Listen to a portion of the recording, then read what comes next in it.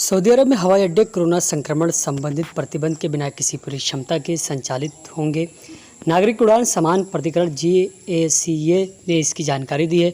चूँकि यहाँ संक्रमण के मामलों में गिरावट देखने को मिल रही है, इसलिए सरकार की योजना धीरे धीरे कोरोना के प्रसार को रोकने से संबंधित प्रतिबंधों को हटाने का है और इसी के मद्देनजर रखते यह निर्णय लिया गया है कि GACA ने एक बयान में कहा कि नागरिक उड़ान सामान प्राधिकरण ने सऊदी अरब के हवाई अड्डों के पूरी क्षमता के साथ संचालन की घोषणा की। रविवार से ये नियम प्रभावी होंगे। बयान में कहा गया कि ये नियम घरेलू और अंतर्राष्ट्रीय दोनों तरफ के उड़ानों पर लागू होता है। हालांकि इस दौरान एक विशेष आवेदन में अपने टीकाकरण की स्थिति की जानकारी देनी होगी और इसका सत्यापन कराना ज़रूरी होगा। महामारी की शुरुआत होने के बाद से सऊदी अरब में अब तक कोरोना के 5,47,000 से अधिक मामले दर्ज हो चुके हैं और 8,763 लोगों की मौत हो चुकी है। पिछले लगभग 2 महीने से संक्रमण के दैनिक मामले में 50 से अधिक दर्ज नहीं हो रहे हैं। देश में अब तक 3,84,00,000 लोगों को टीके की खुराक दी जा चुकी है।